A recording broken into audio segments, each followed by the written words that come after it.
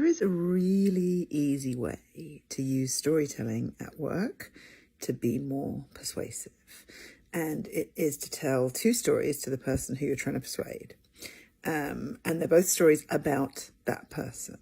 So say you're trying to persuade your boss to give you more budget so you can hire an intern. Or say you're trying to persuade someone to use this piece of software that they're probably going to have to use anyway, but that they're feeling chafed and resistant to using. So the two stories that you tell, and by the way, when I say persuasion, I call it ethical persuasion. I'm Marsha from yesyesmarsha.com. I teach storytelling and ethical persuasion and how to write good presentations. I call it ethical persuasion because I just mean persuading someone to do something that you know is going to leave them better off. So the stories that you tell are just little moments. You don't need beginning, middle, and end to use stories at work. You just need to describe a moment. I call it an action scene.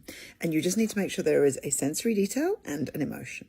So let's say you're trying to persuade your boss to give you more budget. You might say, okay, when you get the report of the numbers and you open up that PowerPoint and you see that we could be doing better, and you know that it's partly because, and then whatever your department is related to that. So it's partly because our marketing could be stronger, if that's your department.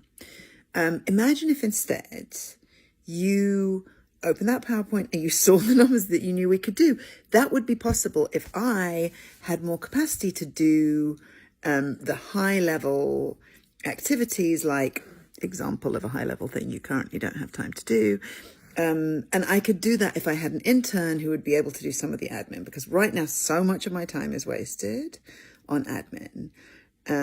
And so please, can you give me some more budget to get an intern? So I just told two stories. One is about how your boss's life sucks right now. And one is about how wonderful it's about to be. If it's the software, you might be okay, how right now, when you go to use this piece of software, and then describe a way that it sucks, but describe the scene, be you go to hit enter and then you get the little spinning wheel and it's super frustrating and you have to wait there for 20 seconds and you think, I'm so busy.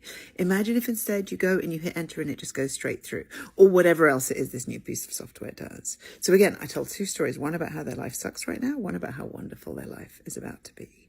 Tell those two stories, you will be more persuasive, you will connect with them better, you will stay in their brains. If you have any questions, ask them in the comments. I love answering questions.